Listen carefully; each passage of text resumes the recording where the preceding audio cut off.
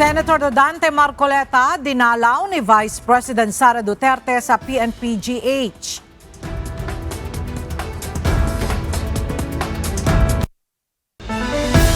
Pulis na nakabantay sa labas ng Senado binawasan ng NCRPO.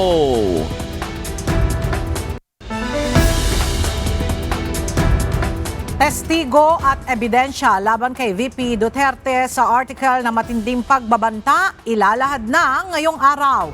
Defense team tiniyak na handang-handa na sa presentasyon ng witness kaugnay ng alegasyong grave threats.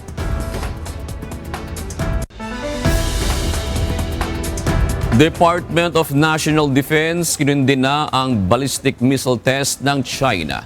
Defense Secretary Teodoro pinagdudahan ang proposal ng Beijing sa Scarborough Shoal.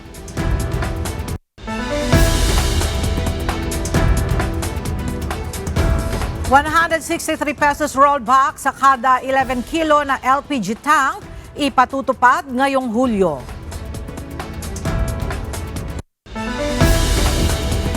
At Trump accounts inilunsad sa ika-250 anibersaryo ng American Independence.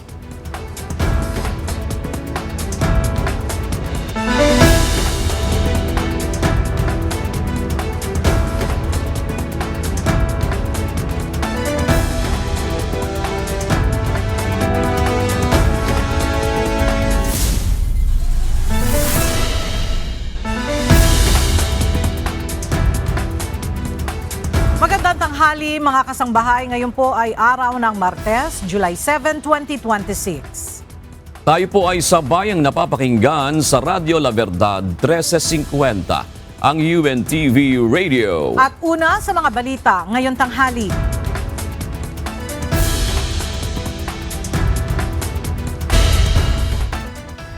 Dinalaw ni Vice President Sara Duterte si Senator Rodante Marcoleta kaninang umaga. Sa ngayon, patuloy pang iminomonitor ang kondisyon ng mambabatas dahil sa pananakit ng dibdib at batok. Ang detalye hatid ng report ni Lea Ilagan live.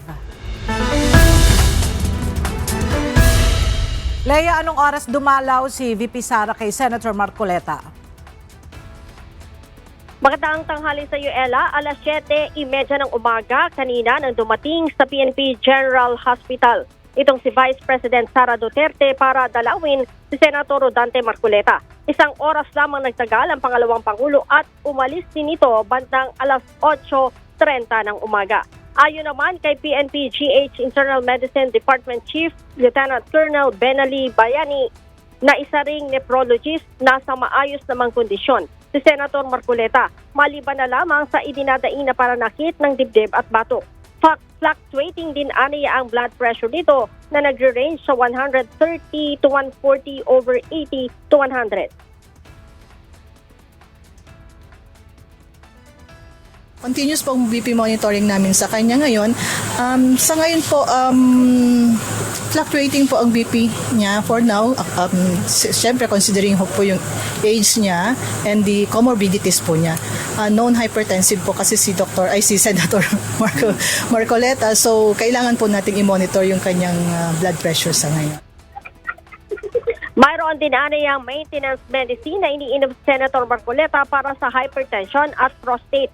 Isinailalim din aniya ang mambabatas sa iba't ibang test at examination gaya ng 2D echo, ECG, blood chem, chest x-ray at x-ray sa cervical spine. Hinihintay pa rin aniya nila ang resulta ng mga test na ito upang malaman ang pang-health condition ng mambabatas. Kaugnay nito, hindi pa aniya fit para humarap sa Sandigan Bayan at ilipat ng kulungan si Senator Marcoleta. Ella? Alright, maraming salamat, Lea Ilagan. Tiniyak ng Sandigan Bayan na ang lahat ng kanilang magiging desisyon kaugnay ng kasong plunder ni Senator Rodante Marcoleta at 3 iba pa ay ibabatay lamang sa konstitusyon at mga ebidensyang ihaharap ng magkabilang panig. Narito ang balita ni Ryan Lacanlale.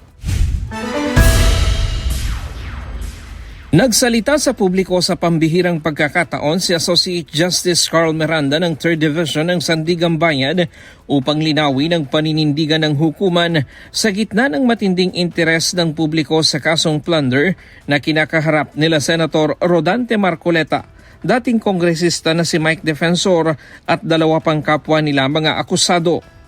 Ayon kay Associate Justice Miranda, kinakailangan na magsalita ng korte upang maiwasan ang pagkalat ng mga maling impormasyon at maipaunawa ang wastong proseso hinggil sa proseso ng batas. Like the one the country finds itself in, hates an information vacuum. Ayaw na ng crisis yung information vacuum. If those concerned do not speak up, then someone else will fill the information vacuum. Binigyang diindi niya na hindi maaaring magpasya ang hukuman batay sa politika, opinyon ng publiko o anumang uring pressure. Aniya, ang tanging batayan ng korte ay ang konstitusyon, umiiral na batas at mga ebidensyang ihaharap sa paglilitis. The judiciary does not decide cases based on political affiliation, public opinion, public pressure, or the passions of the moment. Again, the judiciary, the courts decide these matters only according to our Constitution, the law, and the evidence presented by the parties. I'd like to stress this. The judiciary's role is to protect the Constitution. It is the nation's constitutional anchor. Tayo, intong judiciary, ang anchor ng konstitusyon. Ayon kay Associate Justice Miranda, batid nila at nauunawaan ng korte ang mga panawagan ng publiko na papanagutin ang sino mang opisyal ng pamahalaan na mapapatunayang nagkasala sa batas. Tiniyak nito na handa ang Sandigan Bayan na dinggin ang anumang kasong ihahain laban sa sinumang opisyal ng pamahalaan. We see you. We hear you. We understand you. We understand yung sinisigaw nyo na dapat ang lahat ng may mga sala ay panagutin. Okay, and this is my pledge to you. No? And this is my guarantee. The court is just waiting. The court is ready. The court is ready and waiting for whatever case the ombudsman will file kahit kanino pa. Okay? The court will do its duty and render justice by acquitting the innocent and holding the guilty accountable. That is our duty. Nanawagan din ang mahistrado sa publiko na magtiwala sa hudikatura at hayaang dumaan sa legal na proseso ang paglutas sa mga usapin. Ayon pa sa kanya, layunin ng korte na mapanatili ang kaayusan at matiyak na ang bawat kaso ay maresolba ng patas at naaayon sa batas. I urge the public to trust the judiciary to do its duty. Trust the Sandigan Bayan, ang sandigan ng ating bayan. Most importantly, trust the Supreme Court, which is the final arbiter of all legal disputes. To the public, trust your Supreme Court. Kahapon naglabas ang Sandigan Bayan 3rd Division ng warrant of arrest laban kay Senator Marcoleta, Mike Defensor, dalawa pang negosyanteng sina Joseph Espiritu at Aristotel Biray, kaugnay ng umano'y hindi pagdideklara ng senador sa kanyang Statement of Contributions and Expenditure o SOSE ng 75 million pesos campaign contribution noong 2025. Ayon kay Senator Marcoleta, inaasahan na niya ang pag-aresto sa kanya matapos na maghain ng mosyon sa Sandigan Bayan kahapon ng umaga. Habang nadakip naman sina former Congressman Mike Defensor at isa pang kapwa akusado sa isang coffee shop sa Quezon City. Ryan Lacanlale, UNTV News and Rescue. Diyos ang aming sandigan, serbisyo publiko ang aming pinahahalagahan. Nilinaw ng Department of Justice o DOJ na hindi limitado sa public funds ang kaso ng plunder o pandarambong tulad ng kay Senator Rodante Marcoleta. Narito ang report ni Dante Amento. Hindi lamang public funds o pondo ng taong bayan ang pinag-uusapan pagdating sa kasong plunder. Ito ang tugon ng DOJ kaugnay ng kaso ni Senator Rodante Marcoleta. Paliwanag ni Department of Justice to DOJ Undersecretary Nicolas Felix T. Malinaw ito sa Republic Act 7080 o Plunder Law. Anya ang pinag-uusapan ay ill-gotten wealth na tinanggap ng public official at hindi kailangan na public funds. From a plain reading of the law, hindi kailangan na public funds ang subject funds for a prosecution on plunder. Dagdag pa ng DOJ, marami na silang nahawakang kaso kaugnay ng plunder. Payo ng kagawaran, maiksi lang ang plunder law kaya maaari itong pag-aralan ng publiko.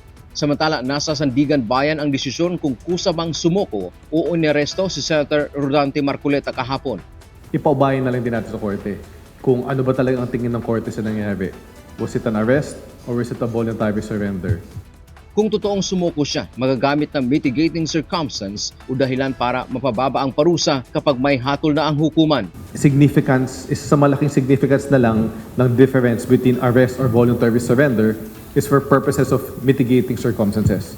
Eventually, if the accused will be convicted, the mitigating circumstance of voluntary surrender will be considered for purposes of assessing the penalty that will be imposed on the accused. Sinabi pa ng senador, handa siyang sumunod sa lahat ng proseso kaugnay ng kinakaharap niyang kaso.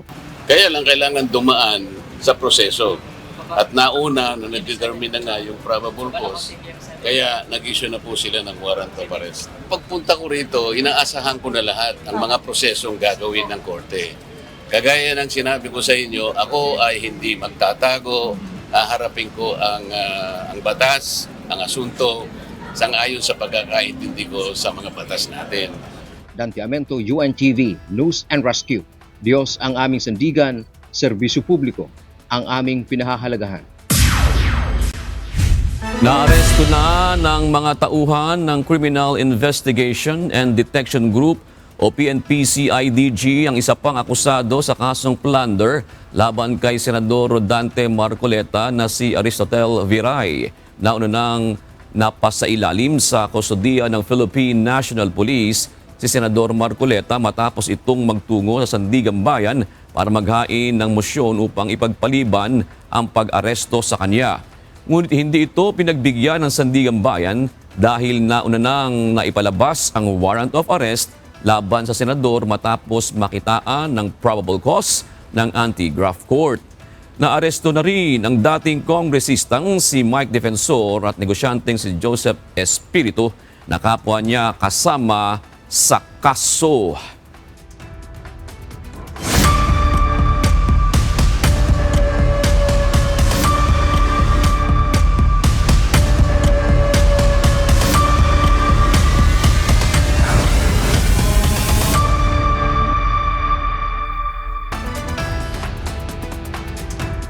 Kinumpirma ng National Capital Region Police Office na binawasan nila ang bilang ng pulis na nakabantay ngayong araw sa labas ng Senado. Mula sa Pasay City, ang detalya ni Benedict Samson, live. Benedict, ilang pulis na lang ang naka-deploy dyan sa labas ng Senado ngayong araw?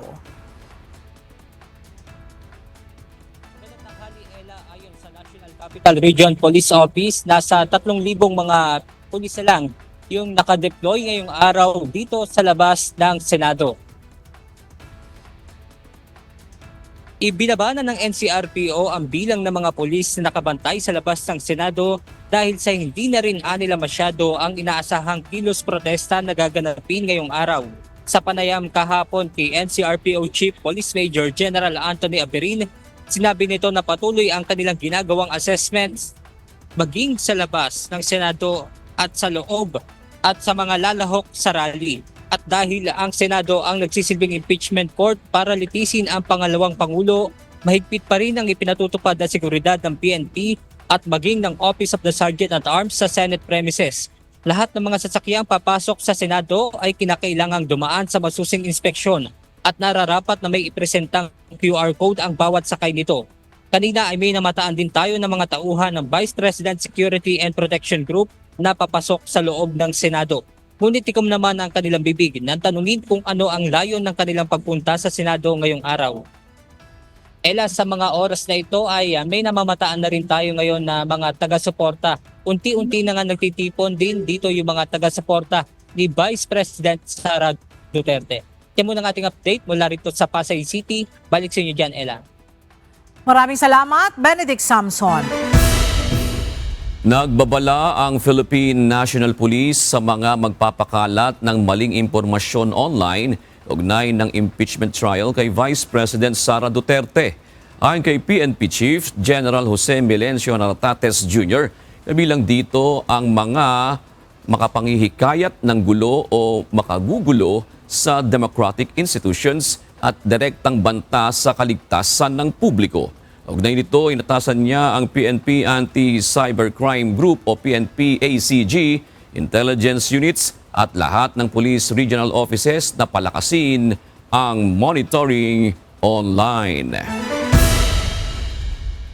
May panibagong kahilingan ng House Prosecution Team matapos ipasauli ng Senate Impeachment Court ang kahong naglalaman ng tax records ni na Vice President Sara Duterte at asawang si Attorney Mans Carpio. Samantala, itinuturing naman ng prosekusyon na tagumpay ang pag-uumpisa ng impeachment trial kay VP Duterte. May balita si Rosalie Coz. Hindi maituturing na pagkatalo ng House Prosecution Team ang desisyon ng Senate Impeachment Court na isauli sa Bureau of Internal Revenue o BIR ang kahon na naglalaman ng umano'y tax records ni na Vice President Sara Duterte at asawang si Attorney Manasseh Carpio. Ginawa ang desisyon sa unang araw ng paglilitis sa Vice Presidente. Insofar as the BIR box is concerned, this box was turned over to the Senate as part of the documents including the articles of impeachment. However, the court is not yet in custodia lehis of this box given that there is no lawful order issued by the court for this box to be turned over to the Senate. More so that it is not yet offered in evidence, not even as of yet marked. This is only the first day of the trial at yung mga napag-usapan ay mga preliminary matters pa lang. Ang importante at ang panawagan natin sa lahat ay tingnan natin at suriin natin yung ebidensya na mailalatag sa mga darating pa na araw at linggo. No. Yes, totoo, binalik ang BIR box. But this does not mean na nawala na yung evidentiary value nitong ebidensyang ito. Because at the proper time, ibabalik po ito. I-offer po ulit ito ng ating prosecution at hopefully the court will admit this. Inihayag naman ng House Lead Prosecutor na nagsumite na sila ng panibagong motion sa impeachment court para maipasapina hindi lang ang tax records kundi ang iba pang mahalagang dokumento sa BIR ng mag-asawang Duterte at mga kumpanyang iniuugnay sa kanila.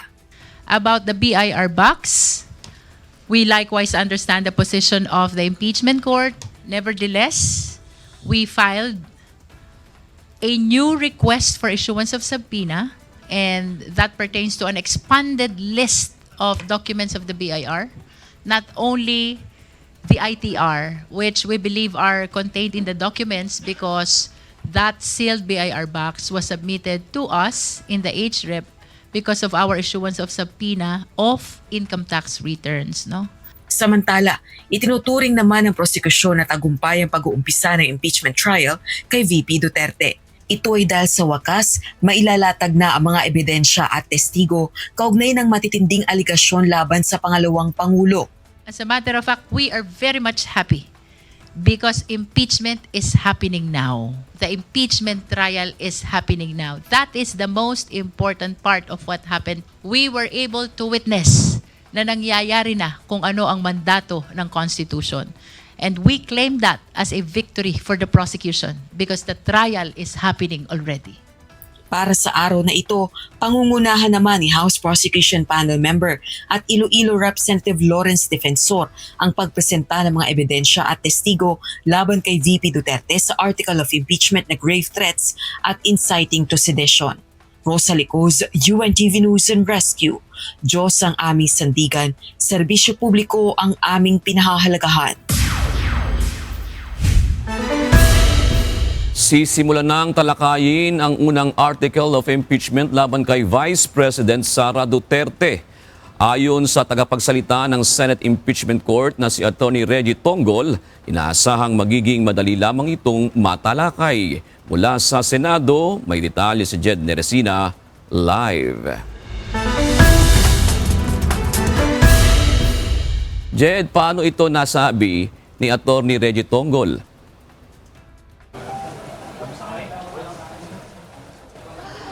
June, ayon kay Attorney Reggie Tonggol, inaasahang magiging mabilis at madali lang na matatalakay sa impeachment trial itong Article 4 dahil paliwanag niya na technical lamang yung inaasahang magiging pag-uusap ng House Prosecution Panel at ng Defense Team tungkol dito. Ngayong ikalawang araw ng impeachment trial ni Vice President Sara Duterte, nakatakdang talakayin ang Article 4 o ang kontrobersyal na assassination plot, grave threats at inciting to sedition o ang pag-uudyok ng rebelyon laban sa gobyerno. Base sa pre-trial order ng Senate Impeachment Court noong June 29, 2026, 11 trial days ang ilalaan para rito.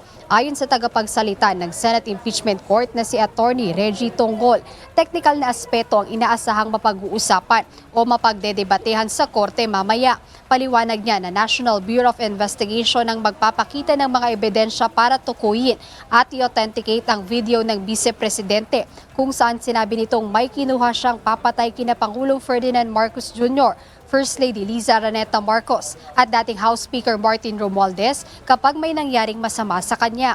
At dahil medyo technical lamang ito, ayon kay Attorney Tonggol, nakikita niya na mas magiging madali ito at walang gaanong inaasahang fireworks na mangyayari sa pagitan ng magkabilang partido. Samantala, para naman sa seguridad, ayon sa Senate Office of the Sergeant at Arms, handa sila sa anumang posibleng mangyari ngayong impeachment trial ng pangalawa sa pinakamataas na opisyal ng pamahalaan.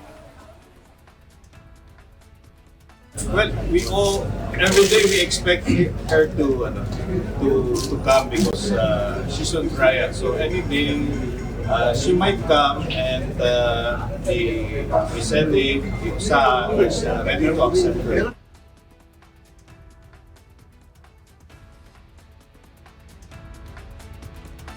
June, nilinaw ng Senate Impeachment Court na hindi naman obligado si Vice President Sara Duterte na dumalong personal dito sa kanyang impeachment trial sa Senado dahil kung nais niya lang o voluntary ay maaari siyang dumalo dito sa impeachment trial. So dito, ngayong araw inaasahan baka dumating si VP Sara pero wala pa tayong kumpirmasyon tungkol sa nasabing impormasyon. Ayan muna update mula rito sa Senado. Balik sa iyo, June. Maraming salamat, Jed Neresina. Ilalahad na ngayong araw ang mga unang testigo at ebidensya ng prosekusyon laban kay Vice President Sara Duterte kaugnay ng matinding pagbabanta sa buhay ng matataas na opisyal ng pamahalaan. Pangungunahan ito ng prosecutor in charge na si Iloilo Representative Lawrence Defensor. Ang detalye sa report ni Rosalie Coz live. Rosalie, ilang testigo ang ihaharap ng prosekusyon ngayong araw? Dalawang kawani ng National Bureau of Investigation o NBI ang nakatakdang iharap ng House Prosecution Panel para sa ikalawang araw ng paglilitis kay Vice President Sara Duterte, partikular na dito sa unang article of impeachment na tatalakay ng prosekusyon, ang grave threats at inciting to sedition. Ang mga unang testigo ng prosekusyon ay sina Attorney Jeremy Lotok, Regional Director ng National Bureau of Investigation o NBI Bangsamoro Administrative Region for Muslim Mindanao, at si John Mark Calilo, Senior Agent ng NBI Cyber Investigation and Assessment Center.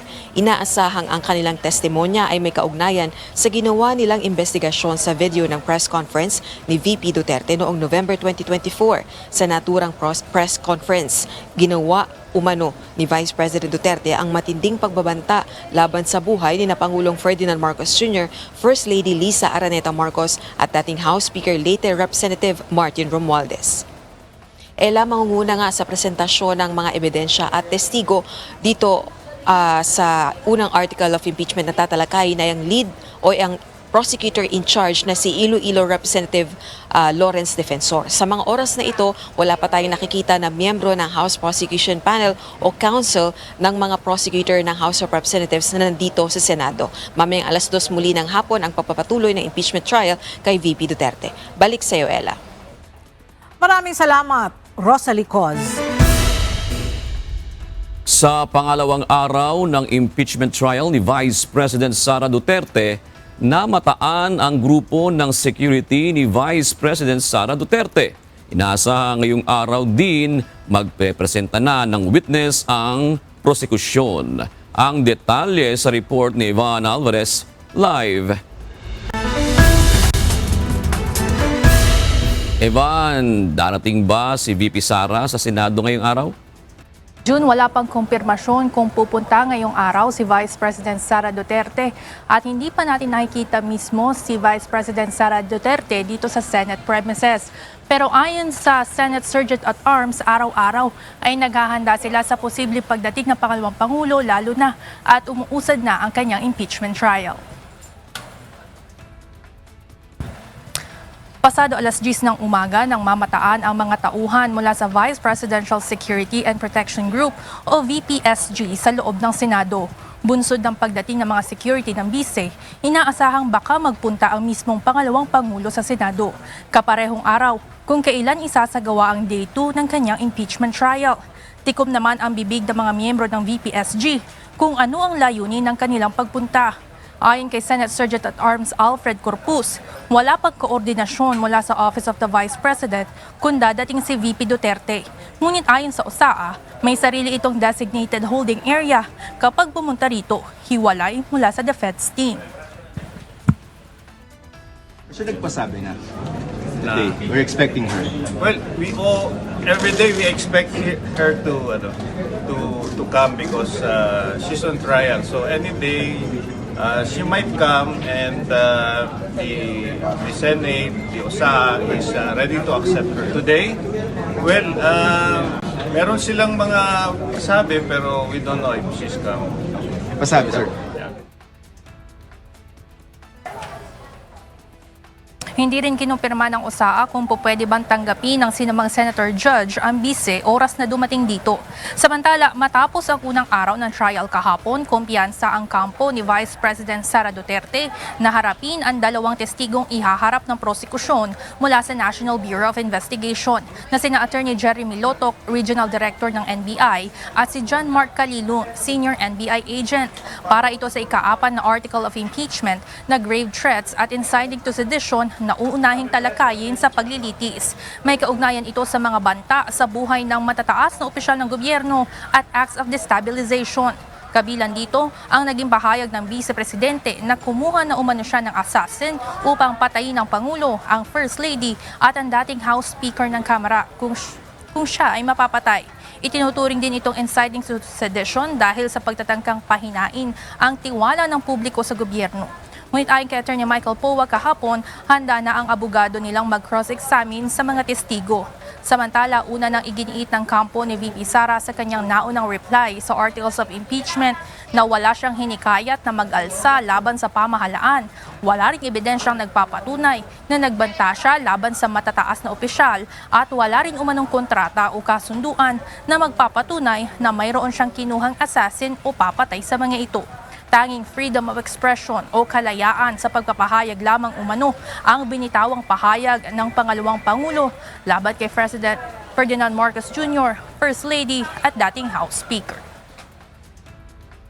June, ayon sa OSAA, wala namang magiging pagbabago sa security details ng Senado sakaling magpunta rito ng personal si Vice President Sara Duterte, lalo na at mayroon din itong dalang sariling security team. Hanggang ngayon ay inaasahan natin o hinihintay natin yung kumpirmasyon kung dadating ba talaga si Vice President Sara Duterte ngayong araw. Yan muna ang update. Balik sa inyo dyan, June.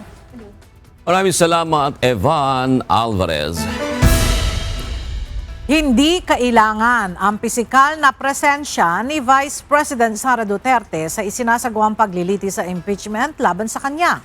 Alamin ang paliwanag dito ng Senate Impeachment Court sa ulat ni Jed Naresina. Hindi obligadong dumalo ng personal si Vice President Sara Duterte sa nagpapatuloy na impeachment trial niya sa Senado. Ayon sa tagapagsalita ng Senate Impeachment Court na si Attorney Reggie Tongol, sapat na ang presensya ng kanyang mga abogado na kumakatawan sa kanyang depensa. Nilinaw kahapon ng Senate Impeachment Court na walang legal na obligasyon ng pangalawang Pangulo na pisikal na humarap sa Senado para sa kanyang paglilitis. Paliwanag ni Attorney Tongol, karapatan ito ng Vice Presidente base sa konstitusyon, kaya naman hindi siya maaaring piliting dumalo. Tama po. Cannot be compelled to attend. One, because meron po siyang right against self-incrimination under the Constitution. Hindi rin po siya kinakailangang pumunta naman kasi wala namang pangangailangan sa pagpunta niya dahil nare-representa na po siya ng kanyang mga abogado. At yung depensa niya ay nare-representa na rin nung answer niya po na final. Dagdag pa ni Attorney Tongol, diskresyon na ni Vice President Duterte kung nais niyang magpakitang personal sa mga susunod na pagdinig ng impeachment court. Yeah, it's up to her po. Wala pong magagawa ang sino man para pilitin siyang pumunta. Kaugnay nito na una nang sinabi ng defense team ni VP Sara Duterte na kung kakailanganin ng pagkakataon ay doon pa lamang nila tutukuyin kung magpapakita ang pangalawang Pangulo ng personal sa trial. Jed Naresina, UNTV News and Rescue. Diyos ang aming sandigan, serbisyo publiko ang aming pinahahalagahan. Nanindigan si Senator Judge Francis Chis Escudero na mananatiling 16 na boto ang kailangan upang mahatulang nagkasala si Vice President Sara Duterte sa impeachment trial. Ito ang nilinaw niya sa kanyang unang pahayag matapos mahalal bilang presiding officer ng Senate Impeachment Court. Ayon kay Senator Escudero, malinaw sa 1987 Constitution na kailangan ang pagsang-ayon ng 2/3 ng lahat ng 24 na miyembro ng Senado o hindi bababa sa 16 na boto para sa hatol na conviction. Giit niya, ito ang umiiral na batas na dapat sundin ng lahat ng senator judges anuman ang kanilang personal na pananaw. Sinabi rin niya na maaaring dumulog sa Korte Suprema ang mga hindi sumasang-ayon sa kanyang pasya upang questionin ito. The Constitution provides that no person shall be convicted without the concurrence of 2/3 of all the members of the Senate. With 24 members of the Senate, a literal interpretation of this means that conviction requires the affirmative vote of at least 16 senator judges. This is the prevailing law today. Whether we agree with it or not, we must abide by it. Inaasahang tatagal ng humigit kumulang 72 araw ang impeachment trial na maaaring umabot hanggang sa unang bahagi ng 2027. Kailangan pa rin ng 2/3 vote o hindi bababa sa 16 na senador upang mapatunayang nagkasala ang opisyal na nililitis. Ito ang binigyan diin ni Presiding Senator Judge Francis Chis Escudero, bagamat 21 lamang na senator judges ang present sa unang araw ng impeachment trial ni Vice President Sara Duterte. Kaya naman lumabas ang suwestyon na payagang makadalo sa impeachment trial ang mga nakakulong na mga senador. May report si Jed Naresina. Iminungkahi ni Senator Judge Alan Peter Cayetano sa unang araw ng paglilitis kay Vice President Sara Duterte na kung maaari ay sumulat ang Senado sa Sandigan Bayan upang hilingin na payagang makadalo at makasubaybay sa impeachment trial sina Senator Rodante Marcoleta at Senator Jinggoy Estrada na kasalukuyang nasa ilalim ng kustodiya ng batas. Since we already stated as a court that we will take literally Section 3 subparagraph 6 of Article 11 of the 1987 Constitution that no person shall be convicted without the concurrence of 2/3 of all members of the Senate, may I ask the members of this court through the presiding justice to consider, not today, I have a proposal, but not today, but to consider communication with the Sandigan Bayan for the attendance of Senator Dante Marcoleta and Senator Jinggoy Estrada. So we want them to be able to participate and observe the witnesses as senator judges here. Sa kanyang manifestation, iginiit ni Senator Judge Cayetano na dahil kailangan ng 2/3 na boto para sa conviction, ang hindi pagboto ng dalawang senador ay otomatikong bibilangin bilang boto para sa acquittal.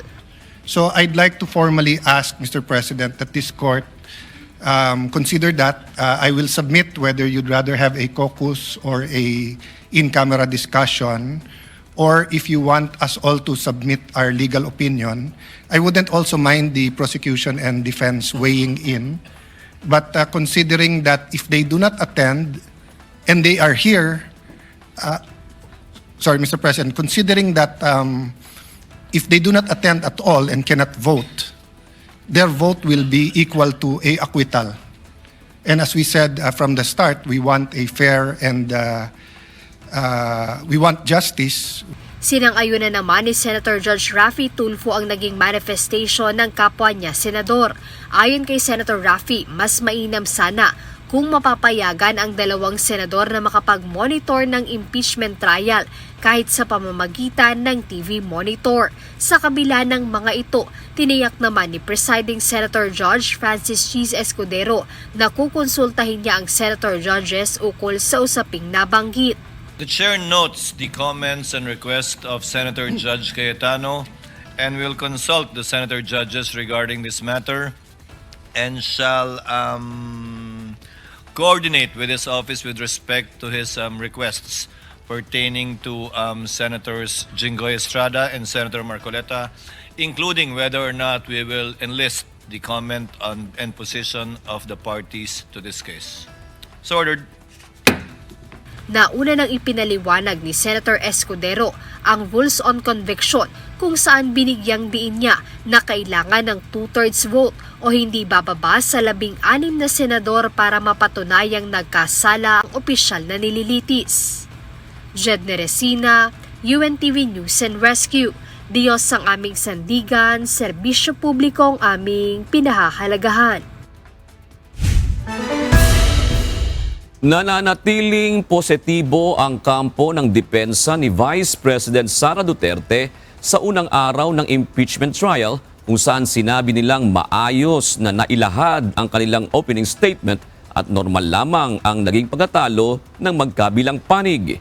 Tiniyak din nilang handa na silang harapin ang mga testigong iaharap ng prosekusyon ngayong araw. Dagdag pa ng depensa, nakatuon sila sa maayos na paglalahad ng ebidensya at depensa sa kanilang kliyente habang iniiwasang talakayin sa publiko ang mga detalye ng kaso upang mapanatili ang integridad ng paglilitis. So this is all preliminary, so to speak. So siguro makikita naman natin, hindi naman malilimit sa mga ganyan lang na statements ang buong trial. So makikita na lang natin siguro pag naglatagan na tayo ng ebidensya kung totoo, hindi totoo yung mga aligasyon laban sa Vice President.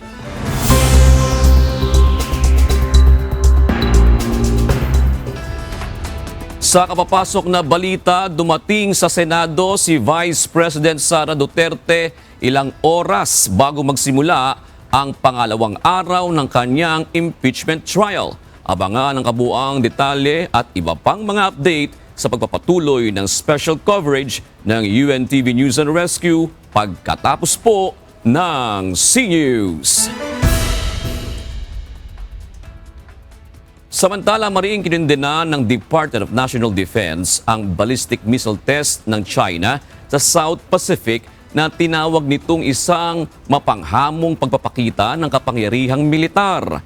Kasunod ito ng pagkwestiyon ni Defense Secretary Gilberto Teodoro Jr. sa panibagong proposal ng China na magkaroon ng common fishing area sa Scarborough Shoal. May report si Ryan Lacanlale live. Ryan, ano ba ang pwedeng gawin ng Pilipinas tungkol sa bagay na iyan?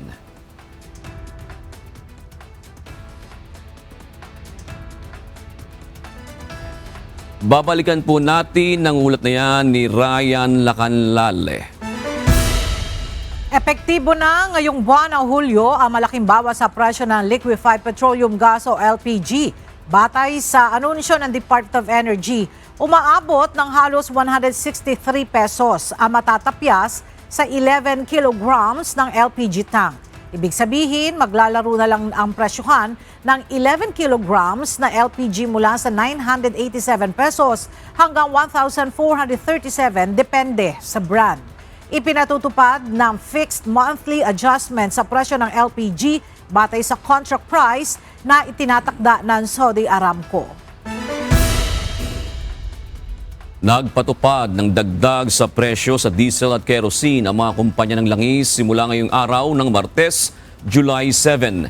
Nasa 1 peso and 50 centavos hanggang 3 pesos and 50 centavos ang idinagdag sa presyo sa kada litro ng diesel at kerosene, habang bumaba naman ng 1 peso and 50 centavos o pwede rin na tumaas ng 25 sentimos ang kada litro ng gasolina.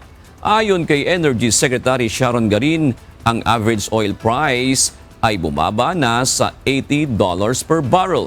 Gayunman, mataas pa rin ang presyo ng diesel dahil sa Means of Platts Singapore o MOPS na siyang nagtataya ng presyuhan ng mga produktong petrolyong inaangkat ng Pilipinas. Bago nagumpisa ang gera, ang MOPS diesel ay nasa $92.37.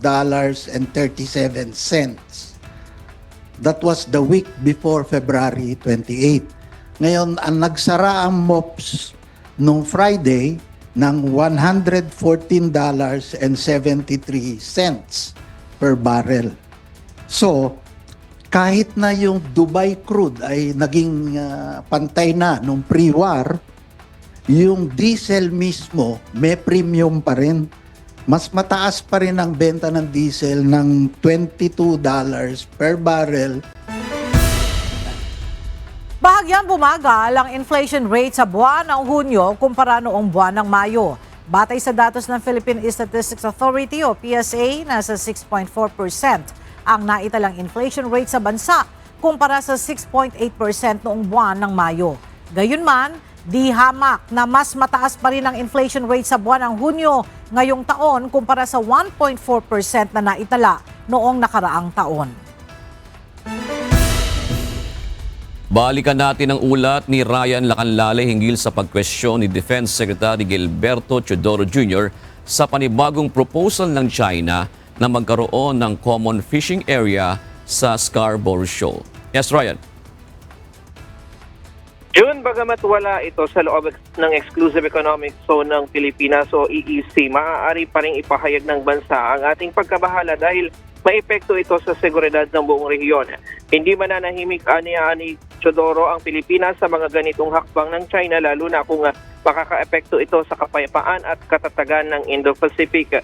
Ayon kay Defense Secretary Gilberto Teodoro Jr., walang mapayapang layunin ang pagpapalipad ng China ng ballistic missile sa South Pacific.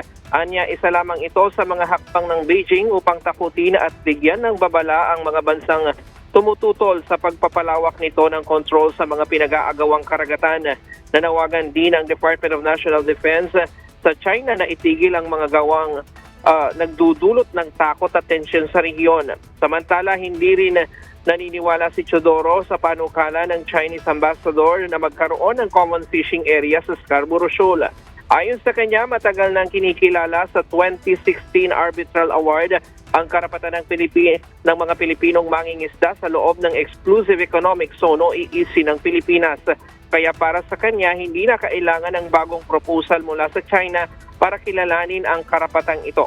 Sinabi pa ni Teodoro na dapat mag-ingat ang Pilipinas sa mga ganitong panukala dahil marami ring umanong beses na nilabag ng China ang international law. hindi lamang sa West Philippine Sea kundi pati sa iba pang bansa. Dagdag pa ng kalihim, malaki ang naitulong ng 2016 Arbitral Award sa pagpapatibay ng mga karapatan ng Pilipinas at sa pagkuha ng suporta mula sa mga maraming bansa sa international community. Diyan muna ang latest mula dito sa Maynila. Balik sa iyo, June. Maraming salamat, Ryan Lacanlale.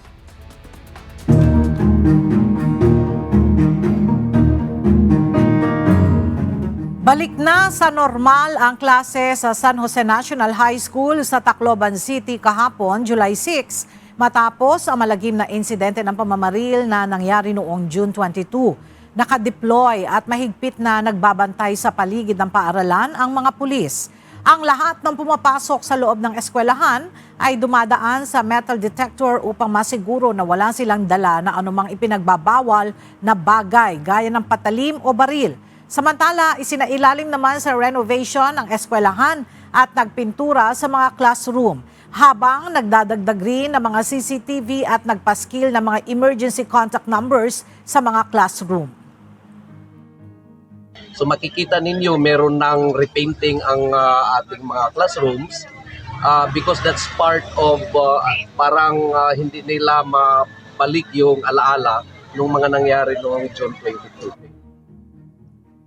Ayon sa DepEd Tacloban, ang mga paghihigpit at improvement na kanilang ginagawa ay hindi lamang eksklusibo sa San Jose National High School, kundi maging sa 59 pang mga paaralan sa lungsod. Bagaman balik eskwela na ang mga mag-aaral, may diskresyon pa rin ang mga ito na pumasok ng klase online, lalo na ang mga hindi pa nakaka-recover mula sa matinding trauma dahil sa insidente.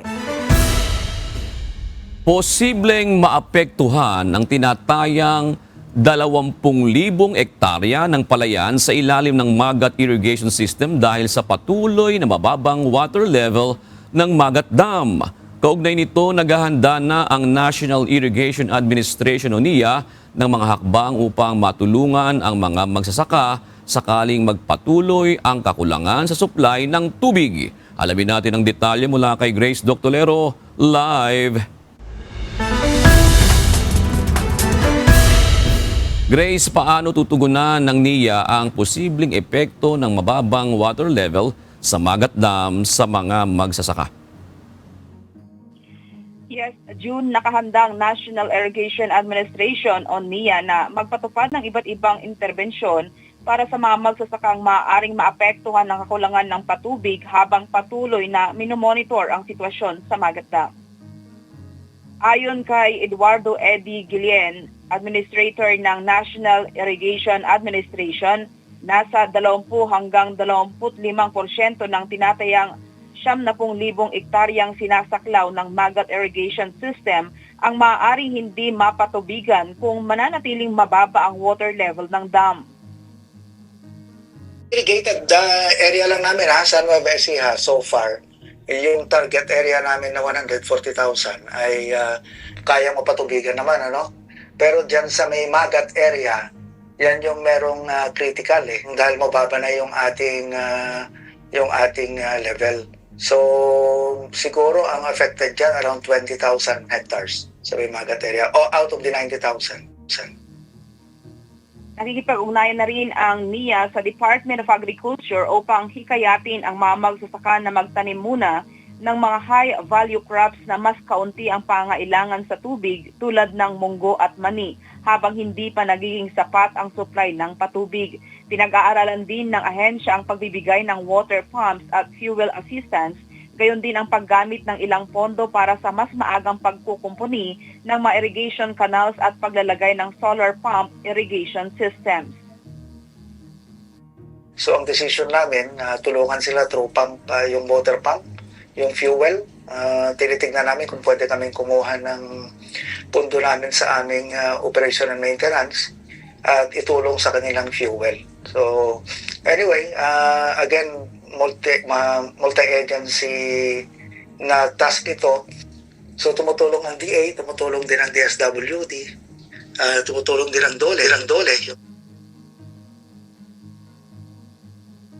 Samantala, humiling na rin ang niya sa DA na magsagawa ng cloud seeding sa catchment area ng Magat Dam dahil may mga ulan sa paligid ng reservoir ngunit hindi direktang nakakarating sa dam. Umaasa naman ang ahensya na kung madaragdagan ang inflow sa mga susunod na araw ay pagkakataon pa rin na makahabol ang ilang magsasaka sa kanilang pagtatanim. Yan mo ng balita, balik sa iyo, June. Maraming salamat, Grace Doctolero.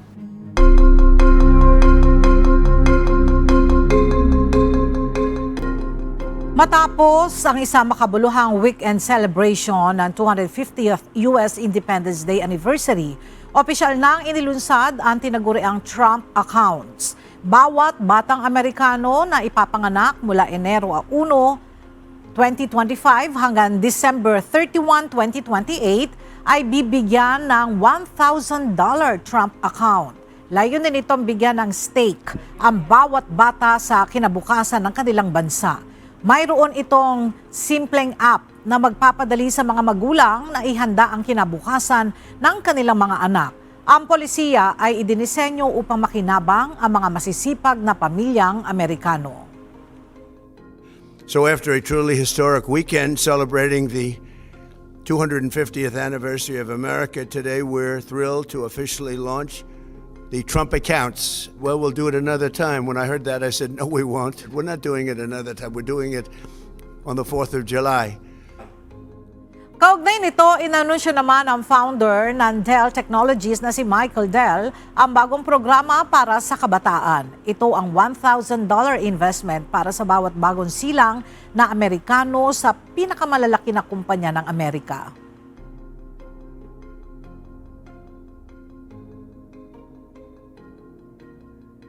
Every newborn American child will start their life with $1,000 invested in America's greatest companies, compounding for the future.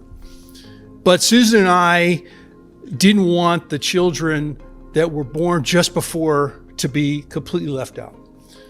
So we are contributing $6.25 billion, $250 to 25 million eligible American children born between the ages of 2016 and 2024.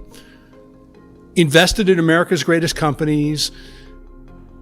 Ilan pang corporate leader ang nagpahayag ng kanilang suporta sa programang Trump accounts at sa iba pang business leaders na makiisa sa inisyatibong ito na magbibigay ng mas maliwanag na kinabukasan para sa susunod na henerasyon ng Amerika.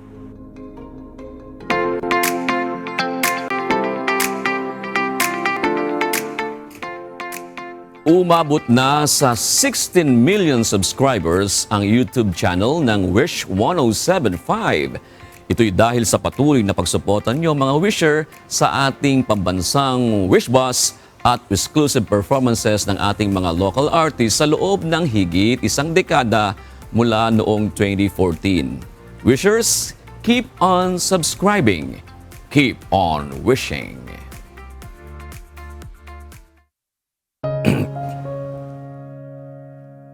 At sa ating iiwang mga salita ng Diyos na ating sandigan mula sa aklat ng unang Timoteo sa 1:10 na nagsasabi, sapagkat ang pag-ibig sa salapi ay ugat ng lahat ng uri ng kasamaan.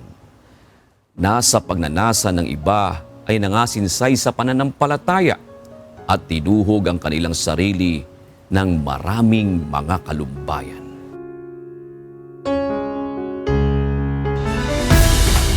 Mga kasangbahay, muling tutukan ang pagpapatuloy ng UNTV News and Rescue special coverage sa impeachment trial ni Vice President Sara Duterte.